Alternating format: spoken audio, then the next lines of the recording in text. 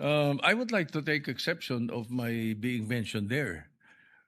Parang lumalabas na parang lahat ng narinig nila or nakipag-meeting sa akin ang speaker o kung sino pa, parang pumayag ako. Sana tinanong nila yung source nila, pumayag ba ako? Yung mga binabanggit na idea, I did not even mention it to any member of the Senate.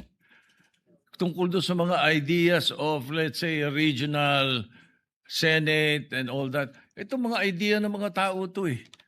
Di ba? Kung nakikinig ka, narinig mo yung idea, ikaw ba'y sumang-ayon na? Dahil narinig mo? For example, in my case, I have never been in favor of charter change. Never. From the day I became a senator up to the present, ang dami namin pinagdaanan dyan. Ang mas gusto ko, CHA. C-H-A, not charter change. Ang kailangan natin, CHA, character change. That is what we need. I have nothing to do with the allegations of CHA. I heard the proposals. I never brought it up to my colleagues, any one of them. Hindi ko binanggit eh. We were joking. So yung mga source na nakikinig ng mga kwento, parang they make it sound sinister. Mag-ingat po tayo sa mga ganong kwento. Nag-meeting daw kami dahil sa CHA. Parang ganun ang dating eh. That's not true.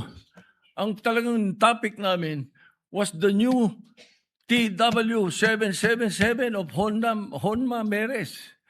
It's a new set of clubs that Speaker Boji was telling me that he wanted to buy it, asked me if I tried it already. Kami mga golfing buddies na grupo. Even Dom Mendoza was there because Dom Mendoza is NPC also. He's the Secretary General of NPC.